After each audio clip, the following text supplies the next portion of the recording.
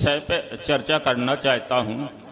मैं पिछले फरवरी मार्च में शायद कोटा में ज्योतिष सम्मेलन था, तो एक बड़े धर्माचार्य पीठाधीश और राघवेंद्राचार्य मंच पर बैठे थे। उन्होंने किसी विषय को लेकर कहा कि हम सारे ज्योतिष के बाप बैठे हैं।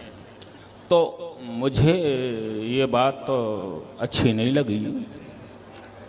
तो मैं, क्योंकि ये मुझे ना गवारा गुजरा। ज्योतिष के बाप, ज्योतिषियों के बाप कह देते। ज्योतिष वेद का एक भाग है, ज्योतिष को नेत्र कहा गया है। और मैं धर्माचार्यों के श्री चरणों में निवेदन करके कहना चाहता हूँ कि देखिए, धर्माचार्य, हो सकता है कि कई धर्माचार्यों को मतलब भगवान के दर्शन होते हों, लेकिन ज्योतिष में भी 4 त्रिकोण बताए गए हैं, जिसमें मोक्ष त्रिकोण भी है। तो मैंने मतलब जो है उन महाराज जी से कहा, अध्यात्म ज्योतिष और वेदांत शास्त्र में 4 प्रकार के सन्यासियों की व्याख्या की गई है। पहला सद्गुरु सन्यासी, दूसरा सच्चा सन्यासी, तीसरा सत्पुरुष सन्यासी और चौथा मठस्थ सन्यासी। अब मैंने कहा, महाराज मतलब जो है मठस्थ सन्यासी की व्याख्या हम चाहते हैं आपसे। आप तो हमें दिख ही रहे हैं कि बहुत बड़े महान हैं।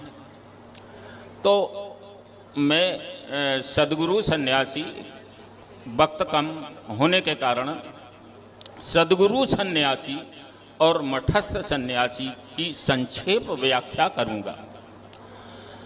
जो मठस्थ सन्यासी होते हैं उनके विषय में अध्यात्म ज्योतिष और वेदांत शास्त्र में स्पष्ट लिखा है कि कभी इनकी वासना मृत नहीं होती है। ये बुद्ध के प्रभाव से होते हैं, बुद्ध के अमल में।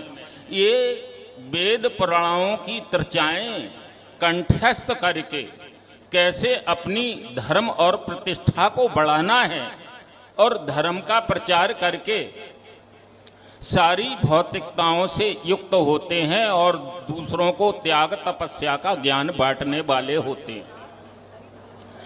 सबसे पहले जो सद्गुरु सन्यासी हैं वो परमहंस रामकृष्ण जी हैं। जो सद्गुरु सन्यासी वो होते हैं कि जो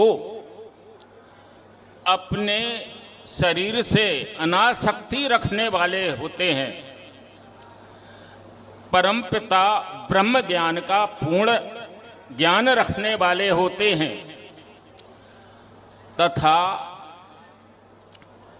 संपूर्ण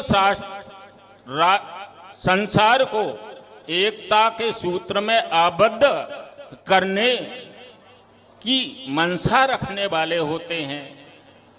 ऐसे सद्गुरु सन्यासी को मैं आज कोटि कोटि नमन और कोटि कोटि प्रणाम